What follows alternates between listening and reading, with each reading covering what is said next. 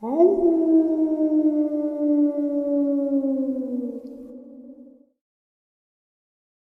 and salutations, everyone. I hope everyone is still doing well, and welcome to this early morning, middle of the night bonus.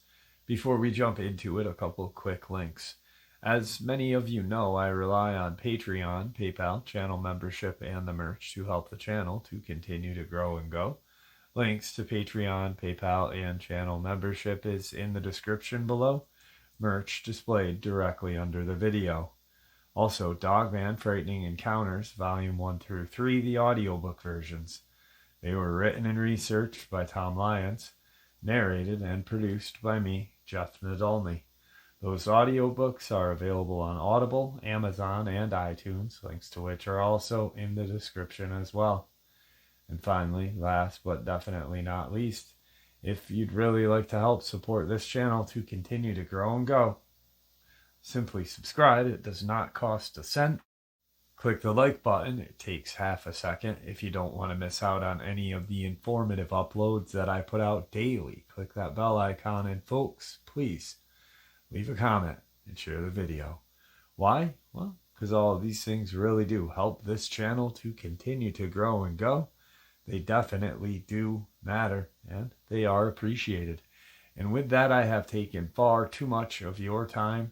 Let's jump in to this early morning, middle of the night bonus upload, shall we? Today's first Pennsylvania subscriber submission. This submission is the subscriber who sent the photo that you guys are looking at on this upload. If you look to the left and the right of this canine-like creature, you can see deer jumping. There will be an explanation in this submission about the photo. Hey Jeff, I'm the subscriber of your channel who wrote you about a cryptid encounter I had in the Pine Barrens of New Jersey during the winter of 2014 while I was living homeless in the woods. At 4 a.m. this morning, I was listening to your show that had the many hyena-like encounters in North America, both big and small, and it brought to mind a recent situation on my current property. Despite being homeless only 6 years ago, life has been pretty kind to me since.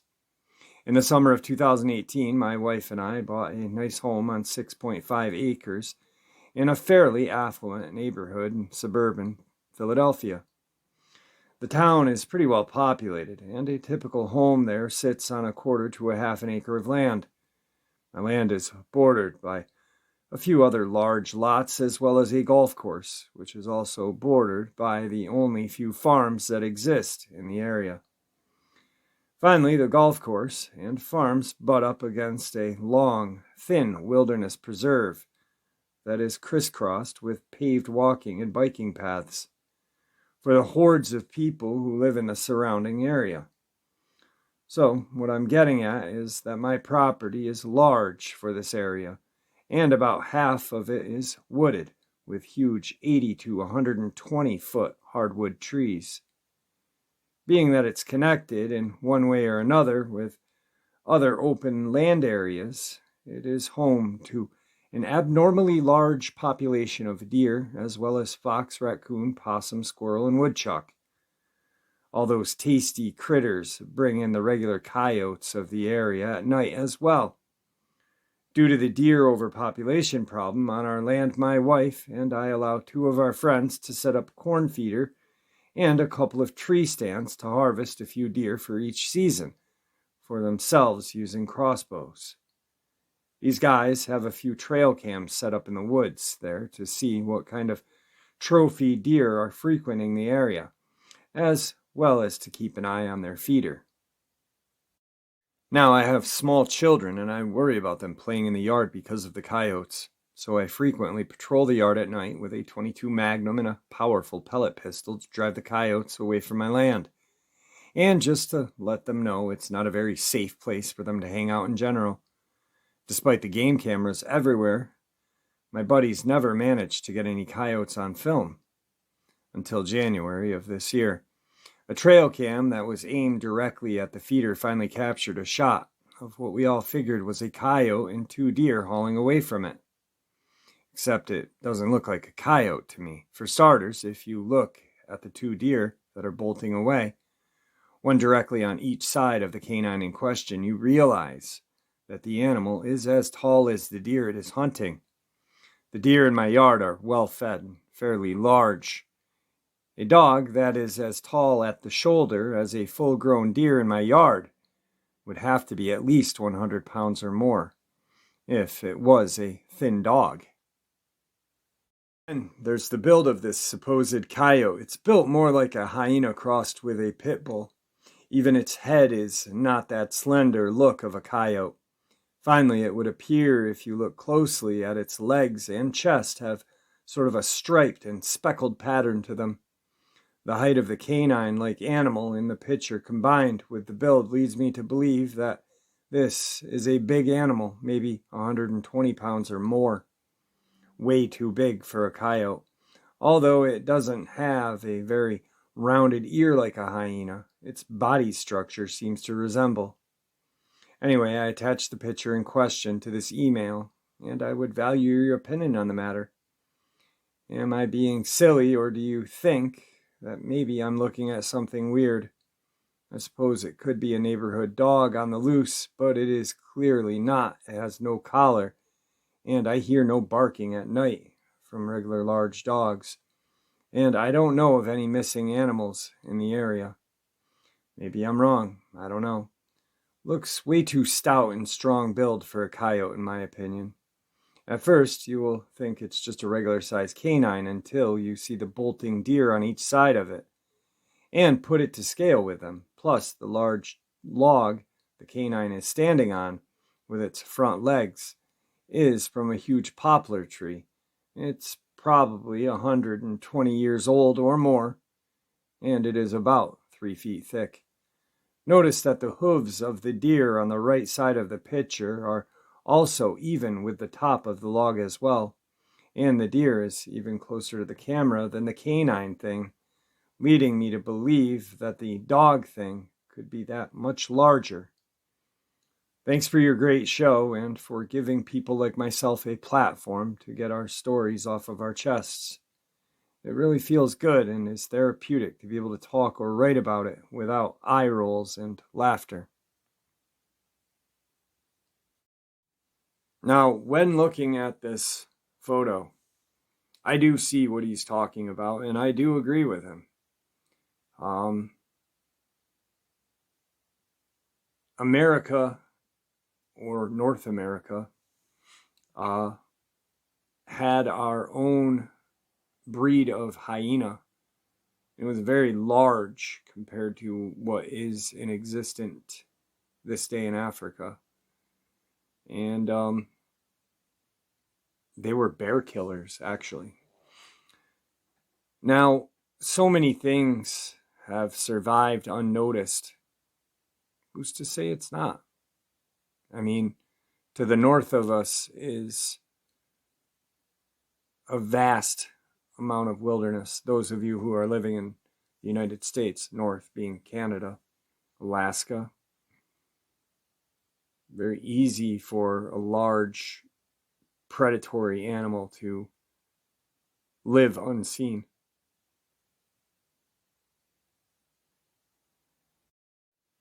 Today's second Pennsylvania subscriber submission was one that I tried to get the interview to happen, but because of his career as a Pennsylvania state trooper, it didn't.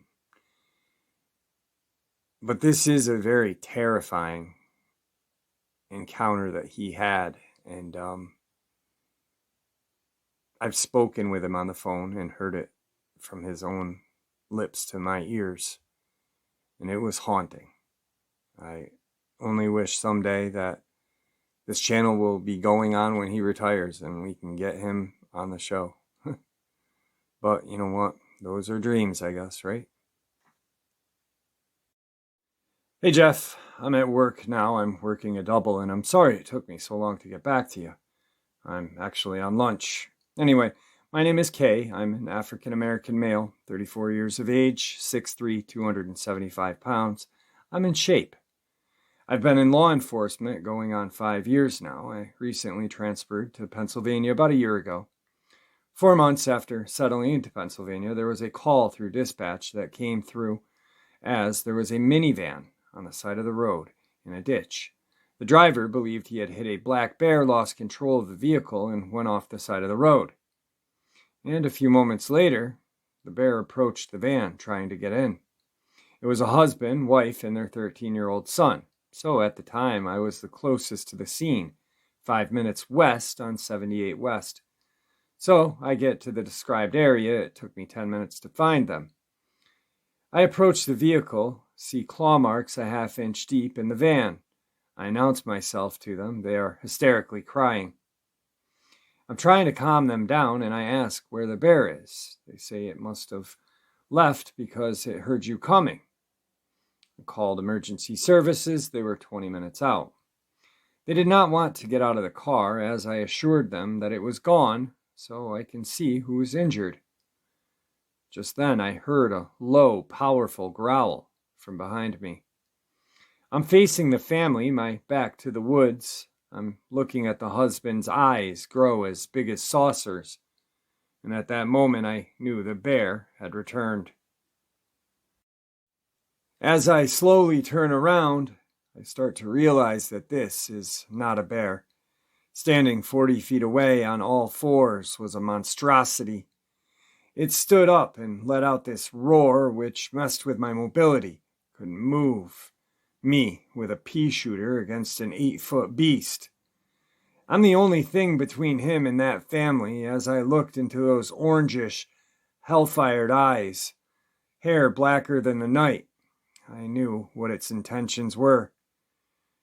I'm going to kill and eat you, and there is nothing you can do to stop me. Shooting it would just really upset it.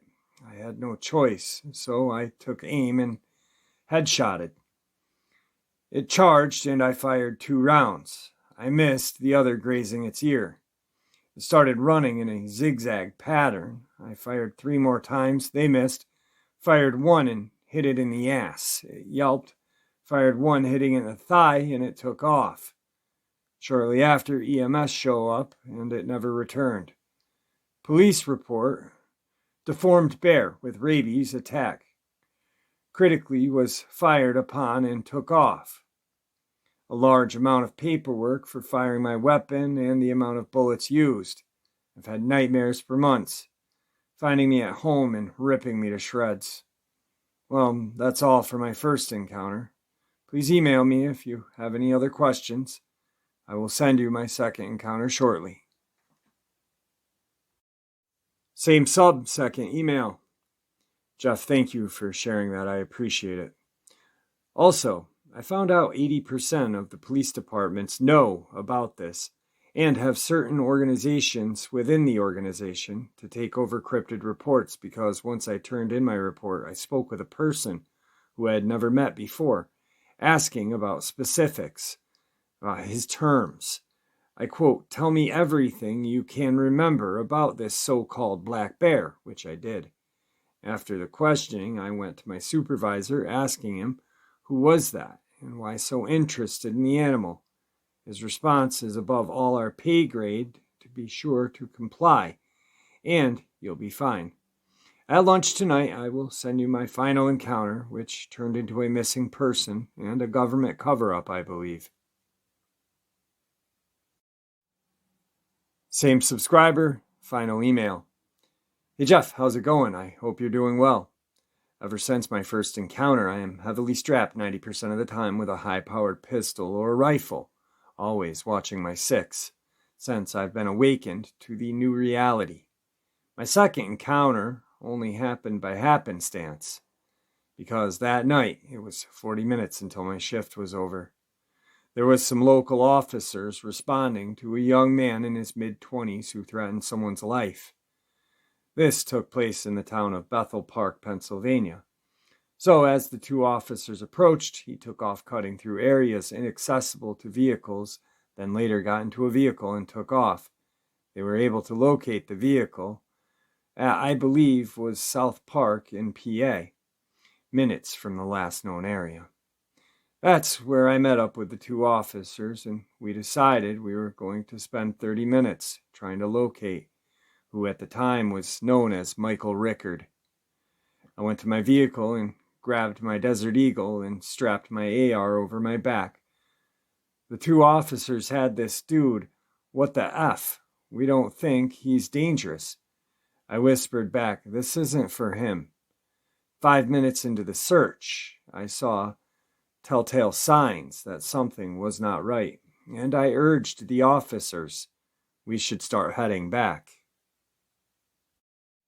So they start laughing, saying, we got this, you're safe with us. And in the distance, we hear a man screaming bloody murder, followed by a roar and a howl from another location. My sidearm is already unholstered, and we start our trek. We see this young man in the distance, running to us, and something is 100 yards away giving chase. As I was about to fire upon the one giving chase, another one had snuck up on us without a noise and stepped out of the brush. The officers were too afraid to unholster their weapons. I stood about 7 foot tall, 300 pounds, brownish hair, shark-like teeth, large eyes, long muzzle like a German shepherd, and extremely ugly. I had a new target. First shot better count, as it was only 20 yards away. As I was getting ready to fire, I heard another scream and looked back in the direction where Michael and the Dogman were. They were gone. I looked back to the other, and it's gone. I was able to get the two officers to retreat with me back to our vehicles. We called our supervisors and told them what had just happened. They met up with us 7 miles from the station, and that same guy from my previous encounter was there with his partner. We were debriefed, and they told us that we were sworn to secrecy, that we were never here, never at a call, and now that is a missing persons case.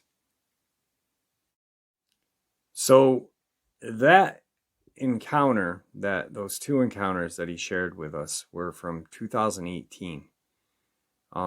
He had sent these encounters to me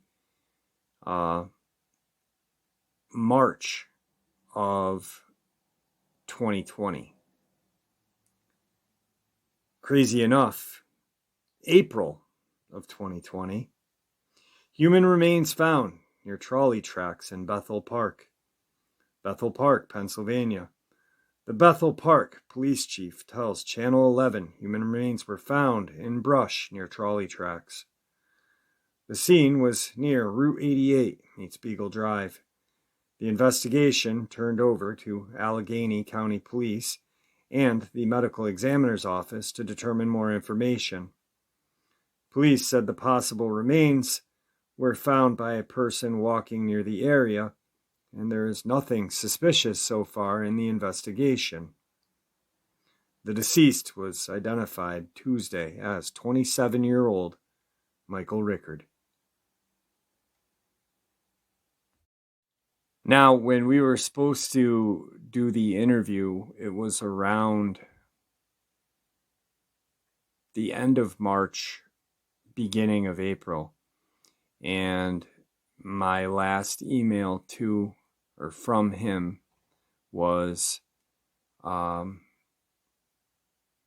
honestly love to come on your show, but my career comes first.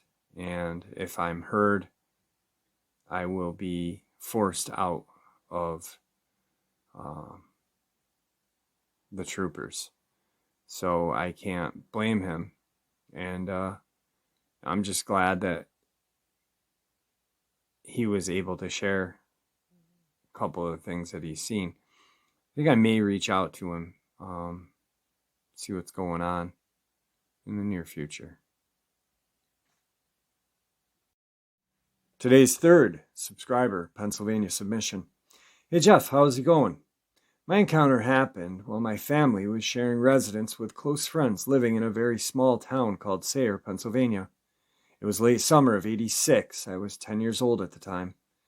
Sayre, Pennsylvania is so small it doesn't even have its own schools, meaning all the children in Sayre have to travel to another nearby town called Athens to attend school. That being said, I remember one day towards the end of summer where I had stayed home to help my mom with some of the necessary work around the house. And no, I was not happy about it. Being a typical 10-year-old, I wanted to be outside with my friends down the road. The people we were living with lived on the outskirts of Sayre on about an acre of land they owned, which also had a pond. They also had several dogs that did make a fair amount of noise. So when they first started barking, neither my mom nor I thought anything of it, because they never barked for very long at anything. However, when they kept going and their barking seemed to intensify over the course of 15 minutes or so, my mom had had enough and told me to go see what was bothering them. I followed the sign of their barking as it was coming from the far side of the pond, 75 to 80 feet from the house. When I got close, I could see that all the dogs were barking at but not approaching the tree line on the other side, and they were all focused on one specific area of that tree line. In spite of this, I yelled at them to shut up and calm down, because I couldn't see anything they might be barking at. Well, they wouldn't listen to me. I started approaching them to drag them away from the trees by force, thinking if they got far enough away, they'd forget the squirrel or whatever they were barking at. I got within 10 feet from them, and I could see a little deeper into the tree line at this point. My first indication something was seriously wrong was the rustling of the brush. I froze in my tracks as thoughts of all normal predators that live in the area started to cross my mind, none of which would have caused the reaction this thing got from the dogs that had been going crazy just a moment before. I saw a bush that was almost as tall as I was move as something I couldn't quite see moved through the tree line, and I heard the deepest growl I had ever heard, and the sound seemed to last forever. I was terrified at this point, and all the dogs started to whimper and yip. They were moving back and forth with their tails between their legs and their heads cowering. I did vaguely remember something someone had told me to do when faced with a predator, and that was, you never turn and run. You always back away, throwing your arms up and make yourself look bigger. That must have either seemed like a challenge or extremely funny, because the thing stepped out where I could see most of it. It was covered head to toe in fur that was almost black, it was so dark. It had a wolf-like head mounted on what seemed to be an almost normal human body, if you ignore the fact that the chest seemed distorted and what looked like an abdomen was stretched to an unnatural length. It was standing upright on two legs rather than on all fours. I would guess this thing had to be at least 8 feet tall. However, I could be wrong. I just remember thinking how big this thing was compared to me, and I was only 10 at the time. I do remember the last I saw of it was when it looked at me for a few minutes while sniffing the air a couple of times. Then it did the last thing I expected. It gave me some kind of smile a normal dog would, and disappeared into the woods. When it did that, the dogs all ran back to the house. I took the hint from them and ran my ass back to the house as well. By this time in my life, I had seen enough horror flicks to know without a doubt what I had just seen. I also knew no one would ever believe me, so when my mom asked what the problem was, I just told her the neighbor's dog, and it had run back home after I got control of our dogs. Today's fourth Pennsylvania subscriber submission. Hey Jeff, how are you? I live in Lansdale, Pennsylvania, and I work in South Allentown, Pennsylvania at a Home Depot. My commute is usually 45 minutes, but it takes me 35 minutes to get there. I take back roads for 5 or 10 minutes, then I hop on the highway to 78 West for the rest of the way. Just like any other time I'm making my way to work, I'm going 45 and a 30. I hop on the ramp to 78. While on 78, I'm doing 10 above the speed limit. 15 minutes into my drive on the highway, I get pulled over. The officer asks why I'm on the road and was I aware of my speeding. My response was, "No, officer, and I work at Home Depot. I'm only a couple of minutes away," so I provided him the documents. As I'm giving him my license and stuff, I look in my rearview mirror, and I see two pair of orangish, yellowish eyes approach his vehicle, which is about 30 feet from mine. "WTF is that?" I say. The officer is like, "Yeah, right." I was like, "No, there are some sort of creature with orangish eyes approaching your vehicle." His eyes get huge, as if he knew what I was talking about. He turns and looks and hops into my vehicle and tells me to go. Well, I peel out. I'm hysterical. WTF was that? WTF was that? As we get 5 miles from the area, he asks me to drop him off at the station. There's another patrolman on duty. As he did, he told me these things are called Dogmen, and he's encountered them a couple times already. I didn't think they were after you, however, always watch your surroundings and be armed if you can be. Then he tells me that YouTube has some videos on it to look it up. So I jump on, and it's been about a week since this encounter, and I binged your entire show for 3 days before I contacted you. If you have any questions, feel free to ask, and I ended up going home that night as I was unable to process what I saw. Today's 5th Pennsylvania subscriber submission.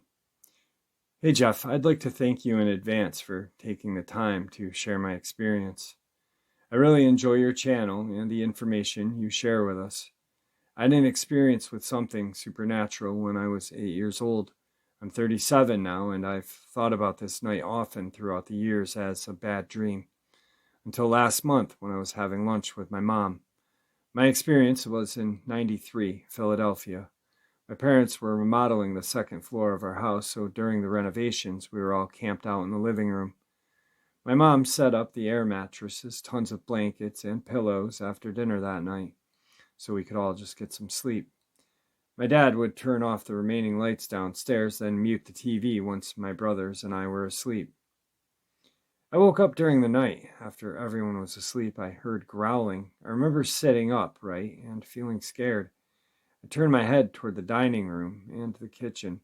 I saw 5 dogs. It was dark in the area, but I could clearly see black wolf-like dogs with glowing red eyes. They were pacing the room, but never took their eyes off of me. I was frozen, just sitting there, staring back, shaking in fear for a few moments until I could finally softly say, "Mom, Mom, Mom," over and over until she awoke. I remember my mom hugging me, telling me that I was safe, and as I said, "Do you see the dogs?" She hugged me tighter, saying it was just a dream, and I was safe to close my eyes and go back to sleep. I never spoke about that night until about last month. My mom and I were having lunch, and we were talking about the good old days and laughing, until I looked at her and said, "Mom, do you remember the night we were camping in the living room and I woke you up about the black dogs?" And before I could finish, her face turned completely white, and she said, "With the red eyes." I was a little worried looking at how pale she had turned and confused with the tone in her voice. I said, "What's wrong?" Trying to lighten the mood, I laughed and said, "It was just a dream, Mom." She turned and said with a straight face, "That was not a dream. I woke up and saw you sitting upright, staring into the dining room and kitchen area. When I turned to see what you were looking at, I saw these dark black dogs with glowing red eyes pacing back and forth and staring at you." She said even after she had me in her arms, their eyes were locked on me, still pacing. I never saw them again after that night. My mom refuses to speak about it anymore. She just looked at me straight in my eyes and said, "That wasn't a dream." She saw them as well, and she would like not to speak of it again. Well, Jeff, that's my experience, and now I know it wasn't a dream. I now spend my days wondering what it meant. The fear and confusion of what I was looking at that night will be with me until the day that I die. Maybe by sharing it with you, I can at least find someone with a similar experience. Today's 6th Pennsylvania subscriber submission. Hey Jeff, okay. My friend and his buddy went fishing at a creek in Washington County, PA, but before they left to go fishing, they stopped at a bar to get some beer. Then they headed to their fishing spot in the middle of nowhere and started pulling out their fishing poles, boxes, and chairs, ready for a long night of catfishing. And Buddy went back to the car to get more bait, and they heard a roar from the top of the hill. They felt it in their chest. They were like, "What is that?" Their hair was standing on end, and they came running down the hill like a herd of cows. Across the road jumped the creek. The creek they were fishing was 7 to 8 feet deep. The creature had to be at least 10 feet tall, splashing through the water, and jumped out and roared again. As they were in their car, they left everything and got out of there like a bat out of hell, burning rubber, all their fishing equipment left behind. The next day they came back for their stuff, and only one fishing pole was missing, probably because of the fish. They don't dare go ever back there at night. After he told me that story, I had tried to go down there fishing, but I can't get out of the car. Just an eerie feeling like something's watching you, but you can't see it. I've seen some caves up on the hill where it may have come from. Tonight's final Pennsylvania subscriber submission. Hey Jeff, I'd like to share with you an experience only a few people have heard. It was the first Tuesday of Pennsylvania's deer rifle season, December 3rd, 2013. I've always been an avid hunter, and I would wake up very early in the morning to get out into the woods before daylight. I'd be in the woods at 4:30 in the morning. Having to hunt on state game lands meant beating other people into the woods to get a decent spot. When I got to the parking area at around 4:15, no one else was there, so I walked into the woods not using a flashlight, only walking by the moonlight. I walked through a field into a tree line and started on a path to my spot.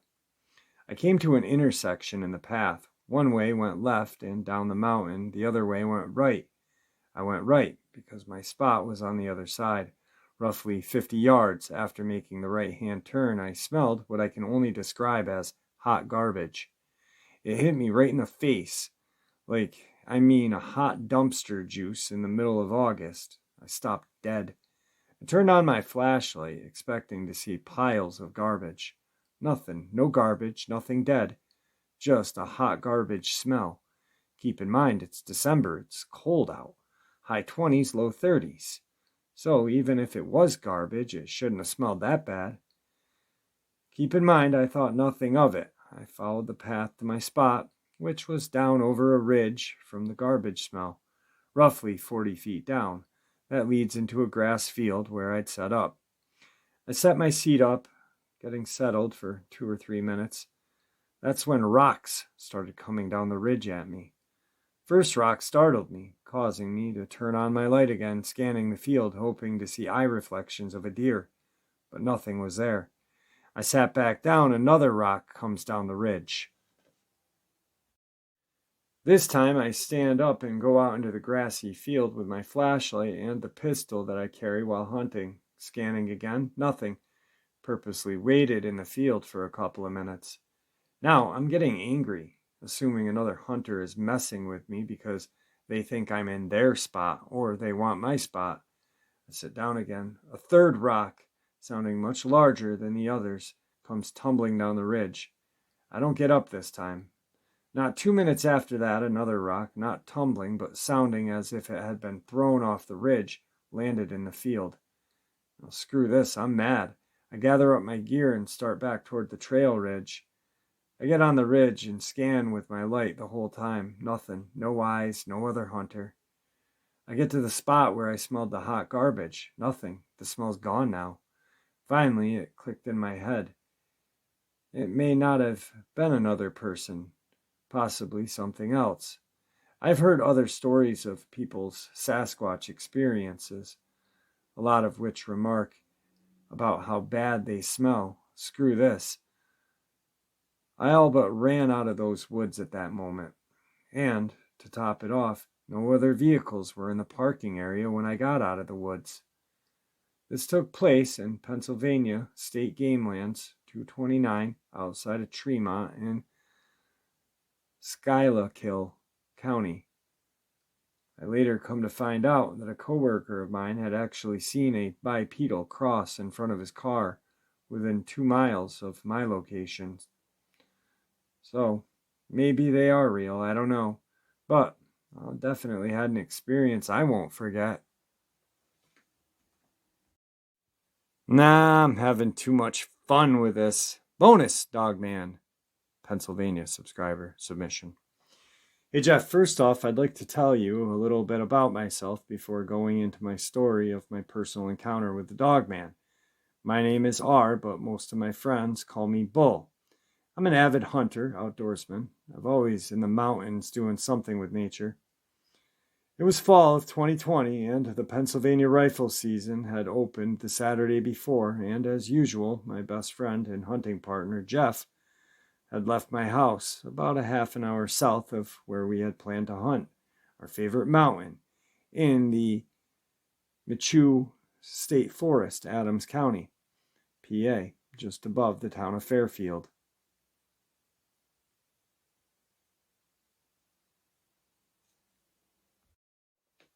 I know, guys, there was a pause there. I'll fill you in on why the pause was there at the end. Sorry to interrupt.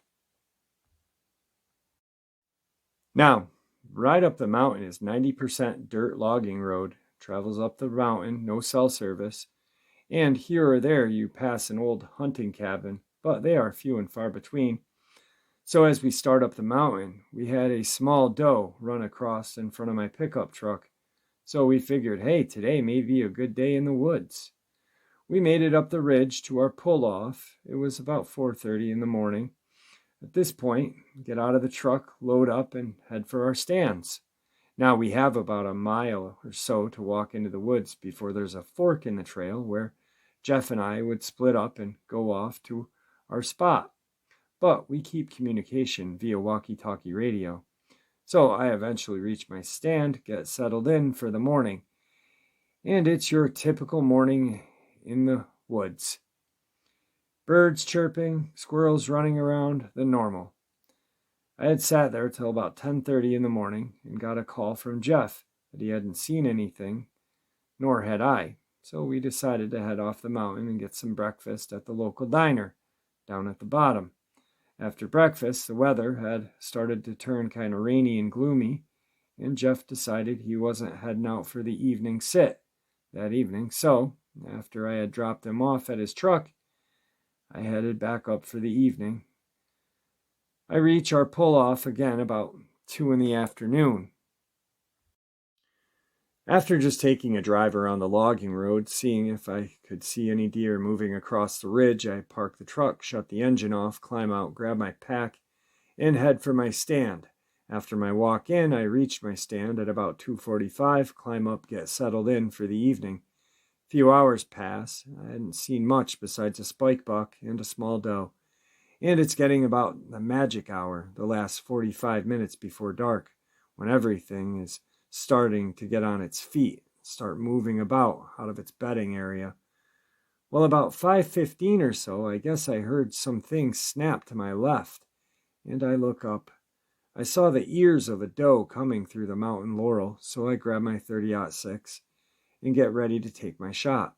Well, she had walked out into a little opening, but had stopped just behind the laurel, so I waited. And she had poked her head out, but still no shot. Then I noticed the woods got silent. I'm talking no wind, birds, chipmunks, nothing made a sound. Then I heard a snap of a decent-sized twig or stick, and I figured maybe a buck was following in the doe. Well, her head shot up here and stomped her hoof twice, and she bolted off into the woods.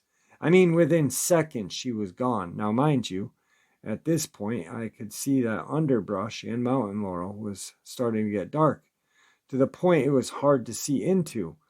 So I was on watch for whatever had broken that stick.